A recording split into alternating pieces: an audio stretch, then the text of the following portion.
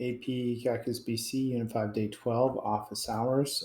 You should have checked your answers already. I will show them very briefly on this page, so you got to pause your video if you need time to check it. This is the first problem, answers with units.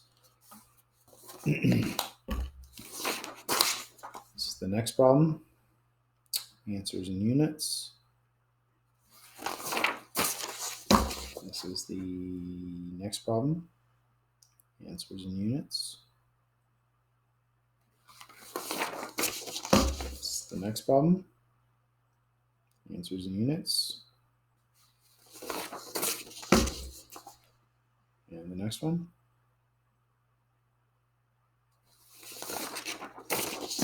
And the last one, lighthouse road. Okay. So I'm going to go ahead and go through these. It's a bunch of good practice, good variety of problems. So it says a circle is inscribed. It means it fits perfectly inside. The circumference of the circle is increased at a constant rate. So they're giving you dCdt increasing at a constant rate of 6 inches per second. As the circle expands, the square expands and maintains condition of tangency. Note a circle with radius r with circumference c equals 2 pi r, area equals pi r squared. Okay, that's nice. It says find the rate at which the perimeter of the square is increasing. So we're looking for dPdt on the first problem, indicate units of measure. So I think we need to do r. The units, the sides we call side. They're all equal, right? Now, just like the cone problems, it's nice if you can get things in terms of a single variable, and a lot of times you can do that at the beginning. Now, if this would be r and r, so each side should be 2r, right? Because the diameter across the circle is also the size of the sides of the square. Diameter is 2r's. So I'd go with that. Now, it depends on if you want to get all r's or all s's, or if it matters. I think I'm going to probably go with all r's. Find the rate of change in the perimeter. Now, the perimeter, what's the perimeter? The perimeter is 4 sides, but maybe we want to do 4 times 2r is 8r, just depends. Maybe one of those, and take the derivative of it. If we took the derivative of it, it'd be dB dt equals 4 ds dt or 8 dr dt. So if we can figure out dr dt or ds dt, then we're almost done. Somehow the circumference has to help us.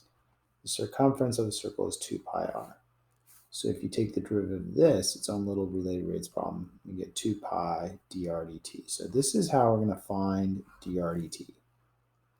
Because we know that dc dt is 6, positive 6. And then so now we can solve for dr dt. Divide both sides by 2 pi. So dr dt equals 3 over pi. The units should be inches per second. And we're going to need this. And it is positive. It's increasing. We expect the perimeter to come out positive because everything's increasing. So dPdt equals 8 dr dt. So that's going to be 24 for pi. The unit should be, perimeter should just be inches, one-dimensional per second, equals dPdt. And it came out positive like we expected. Part B says, at the instant when the area of the circle is 25 pi inches squared, find the rate of increase in the area enclosed between the circle and the square. So we're looking for this in between dAdt. And we expect it to be positive because everything's increasing. So that's this area here. So we should probably first come up with an expression for that area. It's basic geometry strategy. The area in between equals the area of the square minus the area of the circle. So that's going to be side squared minus pi r squared. We probably want it all in terms of a single variable, probably r since we already have information about r by now. So 2r squared minus pi r squared. And so then we eventually get 4r squared minus pi r squared. So this is the area that we're interested in. So let's go and take the derivative of that with respect to time, dA dt equals 8r dr dt minus 2 pi r dr dt. And I think we have most of this. We don't have r yet because they told us that the area, when the area was 25 pi inches squared, so that's going to be pi r squared. Divide both sides by pi. Take the square root of both sides, plus or minus. Technically, you should do that. We're going to choose to only use a positive one this time. dr dt we found last problem was positive 3 over pi minus 2 pi. The radius we just found was 5. Dr dt is positive 3 over pi. So we have everything. We just got to clean it up. This is going to be 4120 over pi. Here the pi's cancel, so these are not going to be terms that we can combine together. That's going to be 30. And the units are going to be square inches because it's area over time, which is seconds. And if you're checked, this should come out positive. 120 divided by pi is about 3. That's about 40 minus 30. It does come out positive. So there you go. That's it. That's the first one.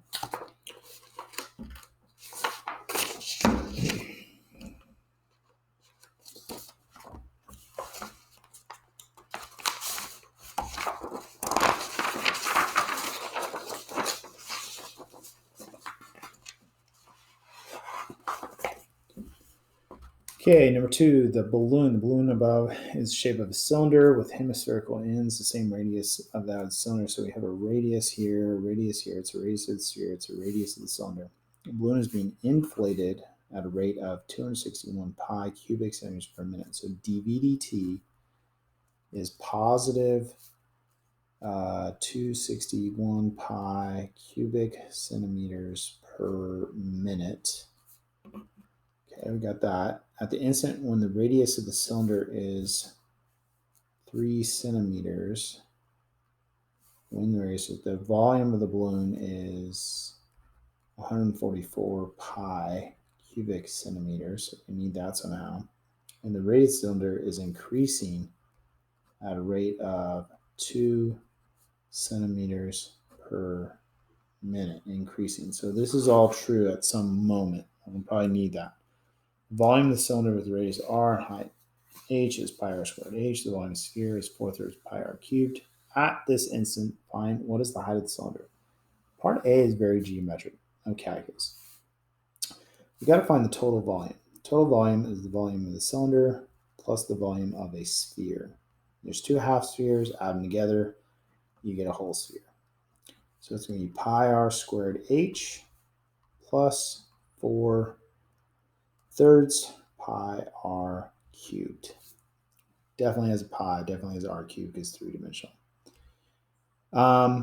So that's what we're working with.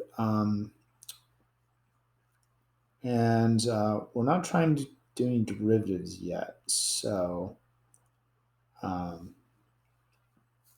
we know that the volume is 144 pi, and we know that the radius is 3.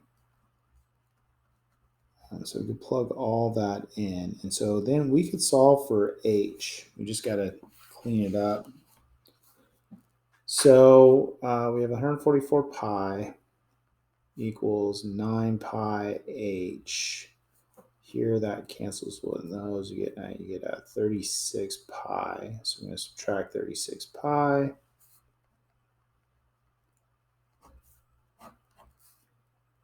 Borrow 14 minus 6 is 8, so it's going to be 8 pi. Divide both sides by 9 pi. Pi's cancel out. So the height feel like I made a mistake somewhere. 36.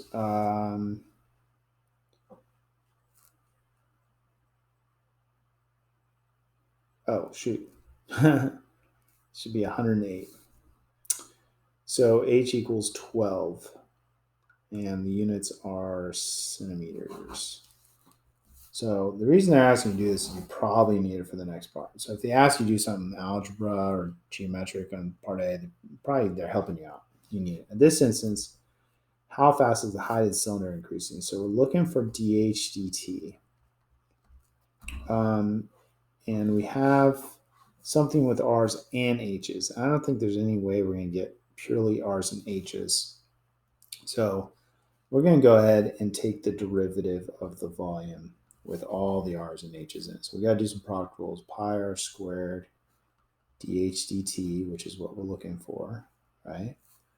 Plus R times the derivative, that's going to be 2 pi R dr dt.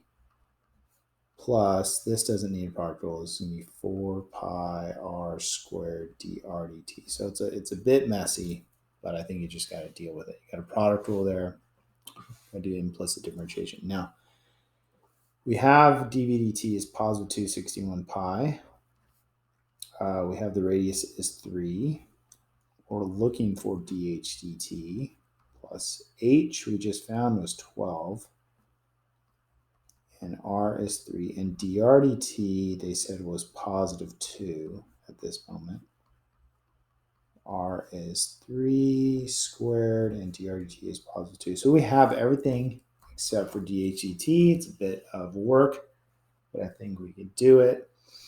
So we have 261 pi equals 9 pi dh dt plus 6 times 2 is 12 times 12 is 144 pi plus 9 times 4 is 36 times 2 is 72 pi. So 261 pi equals 9 pi dht. Combine these together, that's going to be 216 pi. So then we're going to subtract 216 pi from both sides. Borrow from that, so 11 minus 6 is 5, 5 minus 1 is 4, so 45 pi equals 9 pi dh dt. We're going to divide both sides by 9 pi. Pi's cancel out. dh dt equals 5. The units are h, height, one-dimensional, centimeters to the first power. Over time is going to be minutes.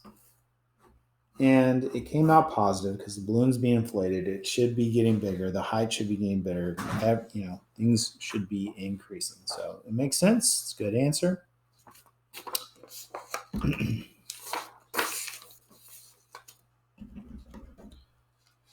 All right.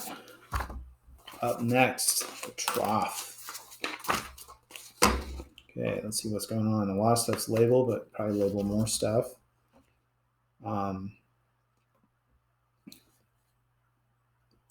So, trough in figure is 5 feet long.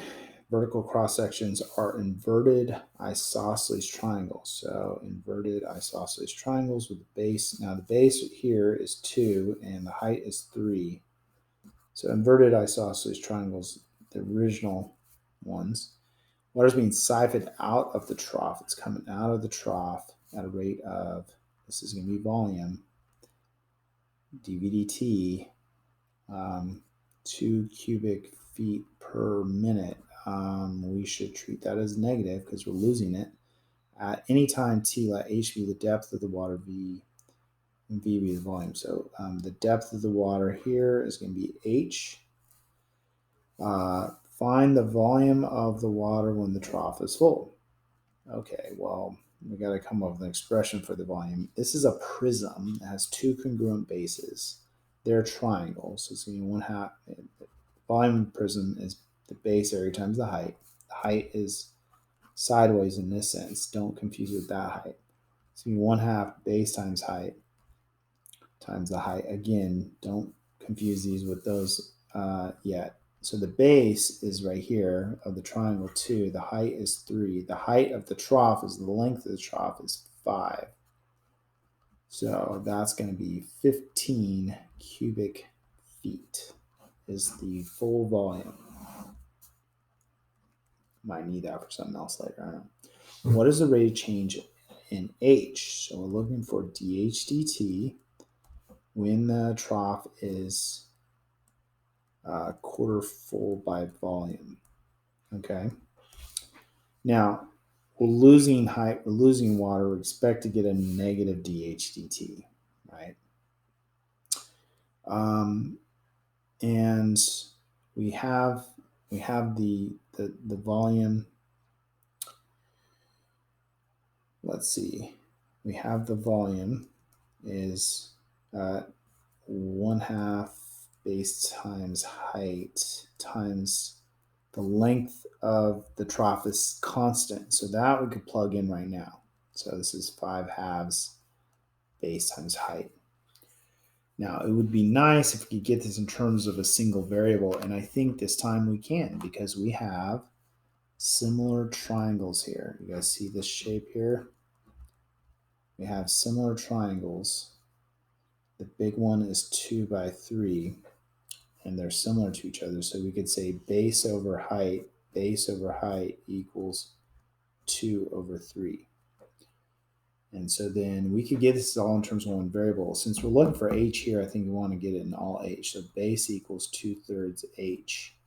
And we're going to plug that in for the base. So volume equals 5/2.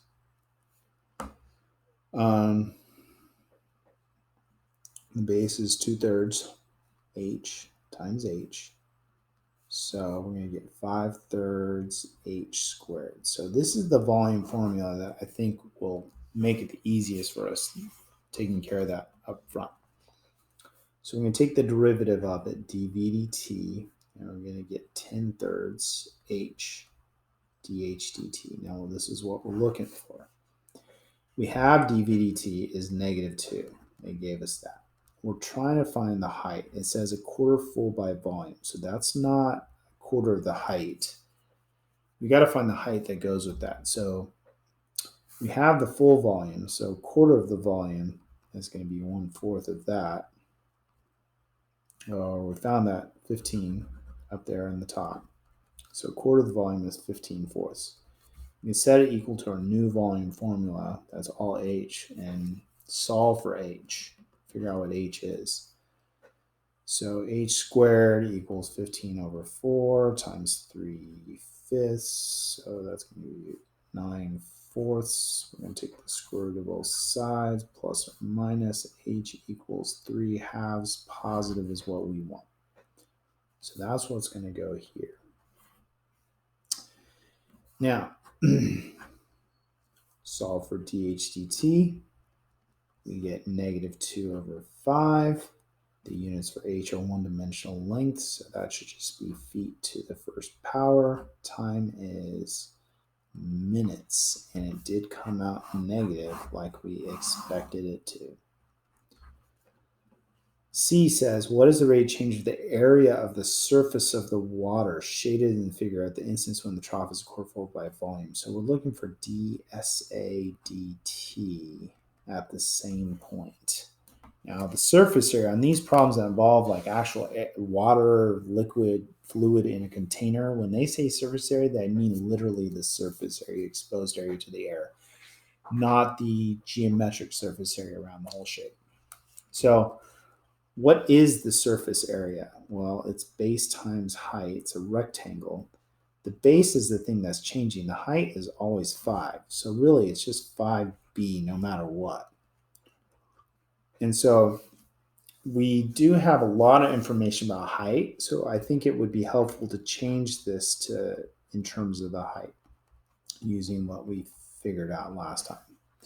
So now the derivative with respect to time implicitly is going to be 10/3 dH dt.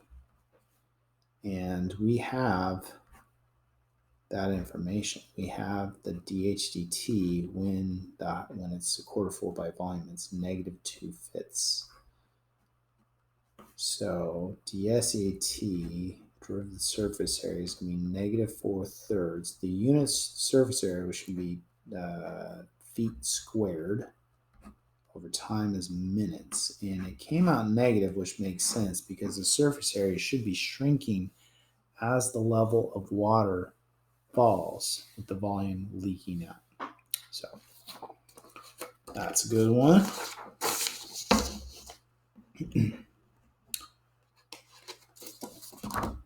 On to Mimi's coffee cup.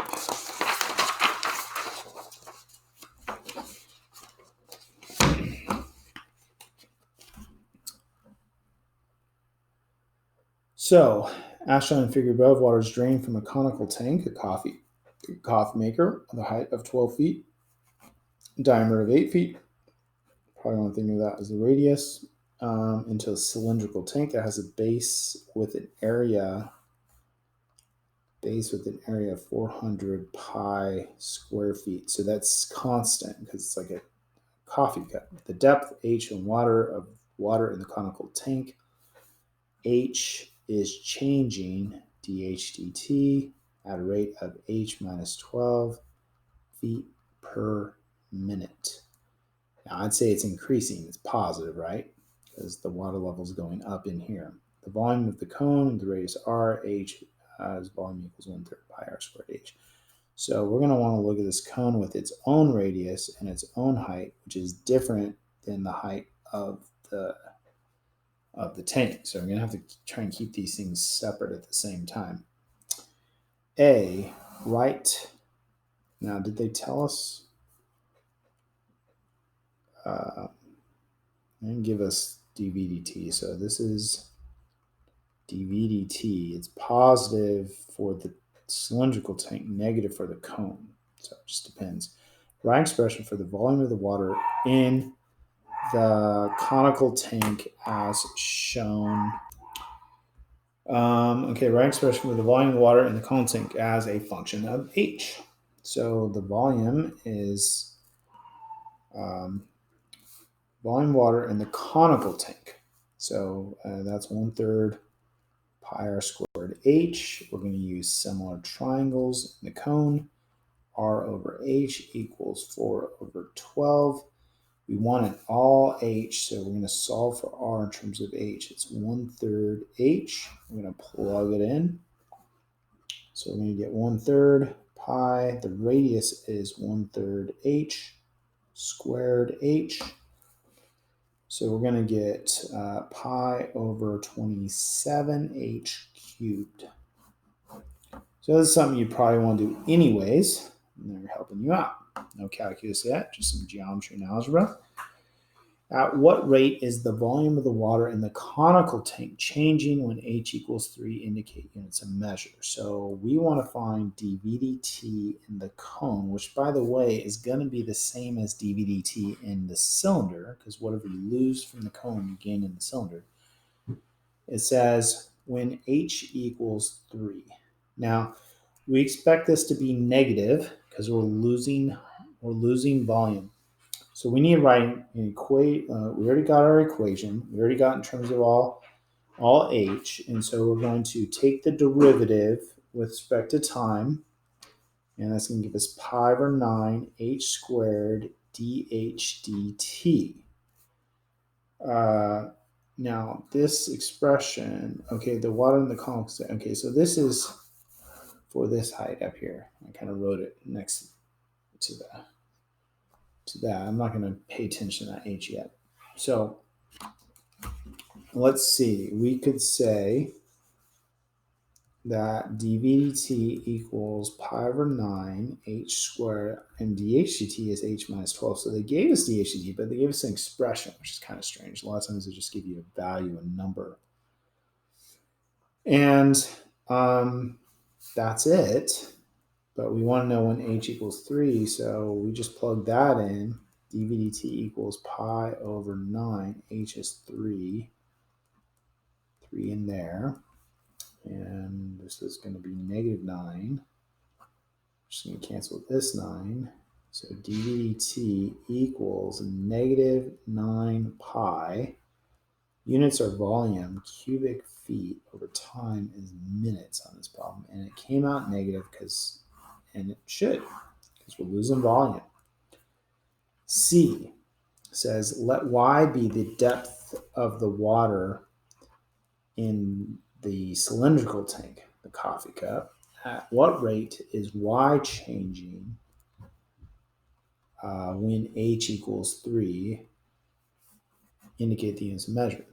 So the rate change of volume in here is the same as that. So we probably should come up with a volume for the cylinder, which is pi r squared h. But pi r squared, the base area, is constant and gave it to us. It's 400 pi h. So that's the volume. Well, actually, we should say pi r squared h, but we're calling the height of the tank, the cylinder, y. So if we take the derivative with respect to time, we get 400 pi dy dt. Now this dv dt is the same as the dv dt we just found, except here we're going to treat it positive because we're gaining that volume. And we do expect dy dt to turn out positive because the level is rising. So then we solve it. Pi's cancel. Dy dt is positive 9 over 400. The units for y are one-dimensional units of length, which are feet in this problem. The units of time are the same units of time that we've been using all the problem, minutes. And it came out positive like it should.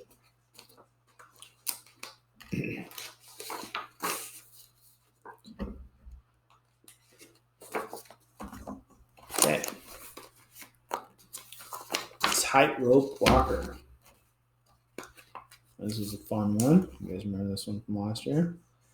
Some AP tests, Mr. Stadium's students, none of them got part C. That's the crazy part. The whole thing is definitely challenging. Tightrope is stretched 30 feet above the ground between J&T buildings, which are 50 feet apart, which is not labeled, so I'm going to label that. Anything that's not on there. A tightrope walker walking at a constant rate of 2 feet per second from point A to point B. So the tightrope walker is moving there, and it's 2 feet per second. Is illuminated by spotlight 70 feet above point A. So there's a light here. And it's casting a shadow. So there's the shadow would look kind of like this, right? Shadow. Let's see. A, how fast is the shadow of the tightrope walker's feet moving along the ground when she is midway between the buildings? Okay, so how fast is the shadow of her feet moving? So we're going to have to create some variables probably. I see similar triangles here, which we're probably going to take advantage of. Let's create a variable for the thing we're looking for. We'll call it x, right? So this length here will be the same as what we're looking for here, dx dt, because as she moves, that changes by the same amount. This here, we need to create a variable here to go with this. So I'm going to call that y, and so this is going to be dy dt, and it is positive. Y is getting bigger. So I think that's good. We need to create a relationship between x and y. So this is going to be similar triangles. And we could do y over 70, this over this equals x over the whole thing, 100, not 30. So that's a good relationship. And we could cross multiply. We could, we're looking for dx dt, so we could get x by itself. And simplify it if you want. You don't have to. And then take the derivative implicitly with respect to time. And we have dy dt is positive 2. And so dx dt, equals 20 over 7. The units for x should be feet. Over time are seconds. So that's A. B said, and then it also, by the way, said when she's midway. So that would be when when y equals 25, which actually didn't come into play. Okay. B says, how far from point A is the type of aurora when the shadow of her feet reaches the base of the T building? So it's going to be like this. That's going to be her shadow. So we're trying to figure out how far is she at that point? What is the value of y? Now that's not calculus. That's just your similar triangles and stuff.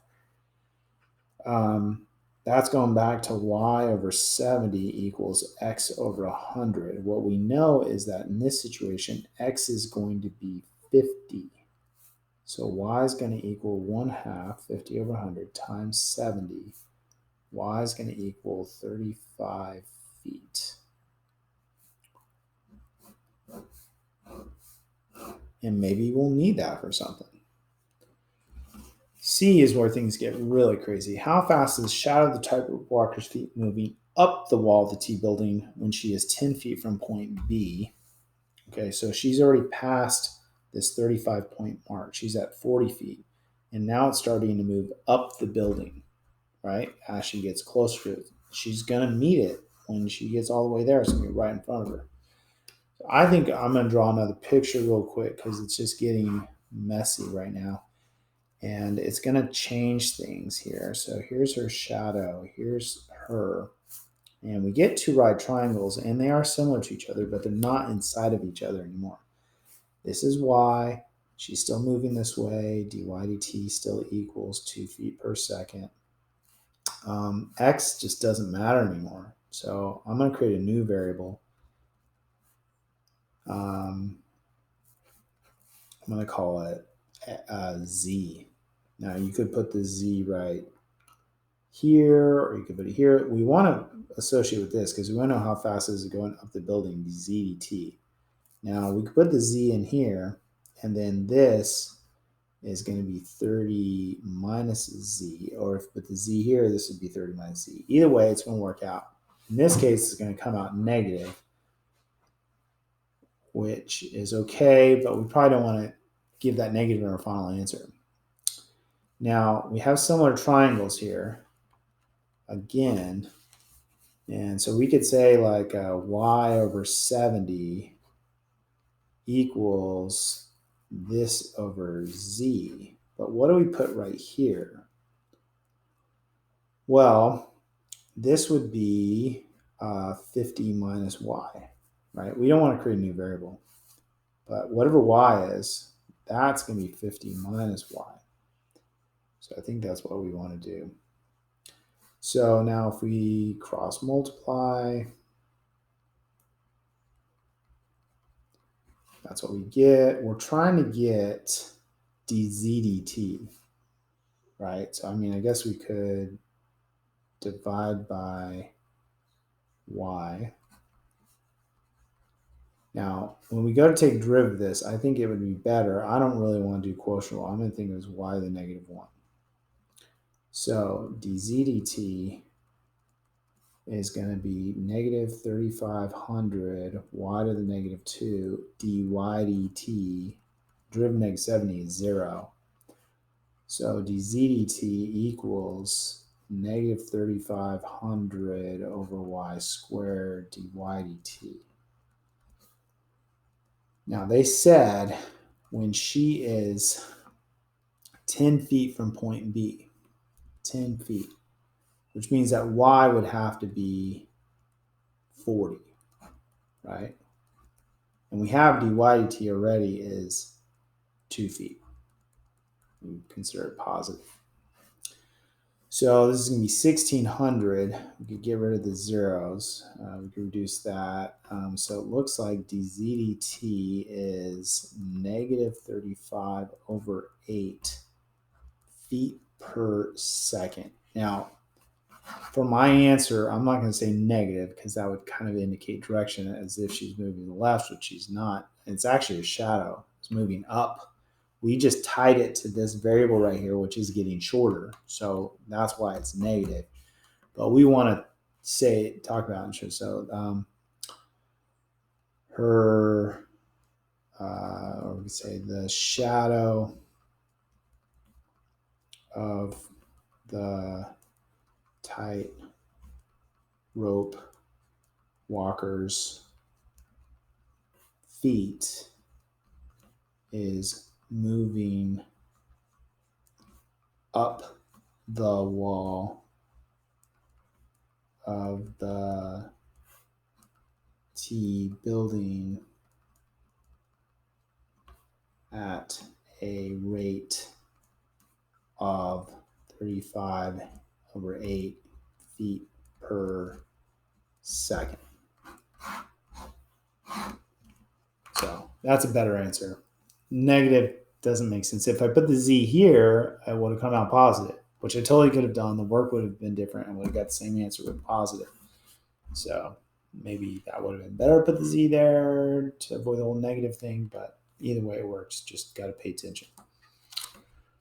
All right, that was a good one.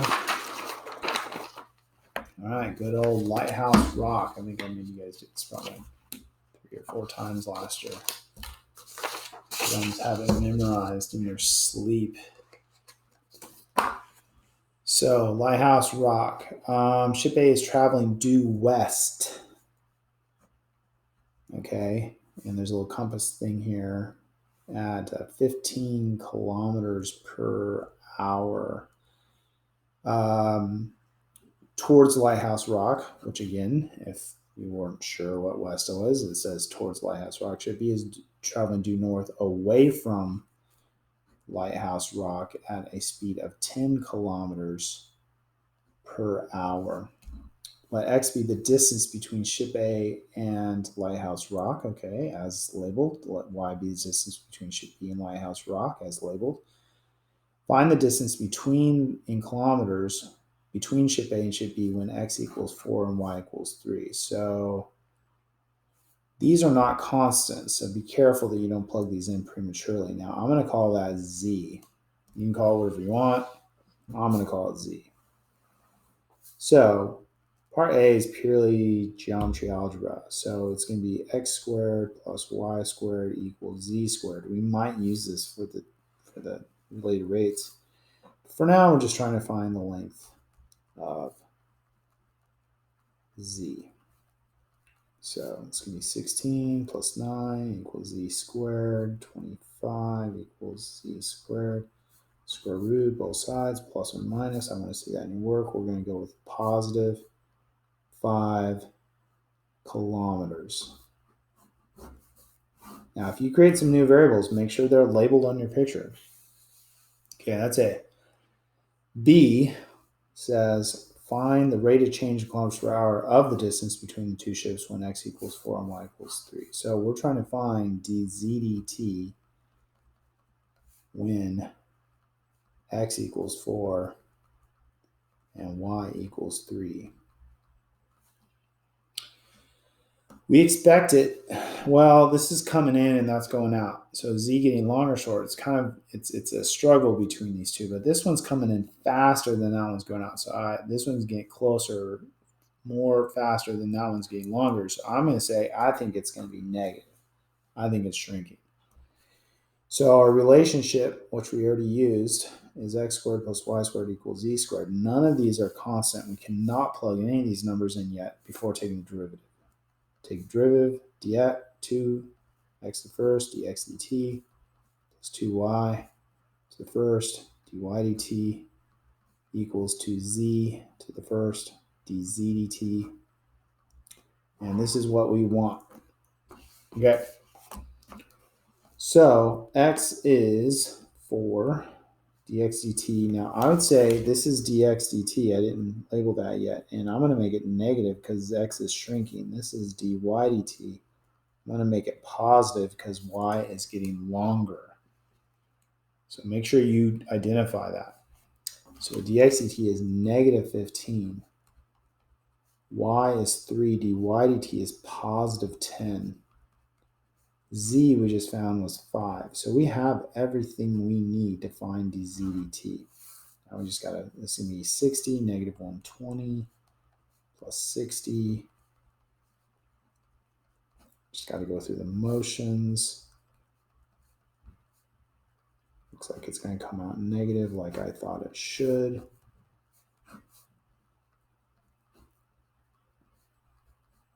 The units should be length, kilometers, first power, time, it's hours. So it is shrinking. I thought it would be. C says let theta be the angle between, shown in the figure. Okay, this angle right here. Find the rate of change of theta in radians per hour when x equals 4, y equals 3. Do you expect to be positive? Is the angle getting bigger or smaller?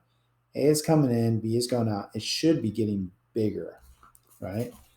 So we're looking for d theta dt. We expect it to be positive when x equals 4 and y equals 3. So we're going to have to use some basic trig. I personally am a fan of using the given information as much as possible, the given x, the given y, the given dx dt, the given dy dt. I don't want to rely on z or dz dt if at all possible. What if I got it wrong? What if I didn't have to do it already? What if I got it right and it's ugly? These are nice and pretty. I personally would go with tangent. Theta equals opposite over adjacent. That's what I would pick. You could go with sine equals opposite over hypotenuse. You could go with cosine. Adjacent over hypotenuse. You could do those. I like this one. I think it has its benefits. You might like these because the derivatives are easier. It's up to you. So we got to take the derivative of this. The derivative of tangent is secant squared theta. And then, of course, you need a d theta dt because that is the thing you're looking for. So if you forget to do that implicit derivative, it should stand out to you. I'm going to go ahead and do, you could do quotient rule or you could do a product rule. I'm going to just go ahead and go with the quotient rule. I don't think it's that advantageous to change it to that product rule. Low d high minus high d low all over low squared. Okay. Now secant squared is 1 over cosine squared, which is adjacent over hypotenuse. So it's going to get flipped. And the hypotenuse of our triangle is the z value. So we do need the z value. It's going to be 5 over the adjacent side is the x, which is 4. And it's going to get squared. I just got to be careful over there. Now, x is 4, dy dt is positive 10, y is 3, dx dt is negative 15, x is 4. So I think we're just got to do a little bit of work here. So d theta dt equals 40 plus 45 over 16 times 16 over 25. That's going to be 85 over 25. We can reduce that. Take a 5 out 17 times, 5 out 5 times. So 17 over 5. The units of angle should be radians always. And time is hours still. And it came out positive, just like we thought it would, should. And there you go. Lighthouse Rock. AP Classics. Good times. All right.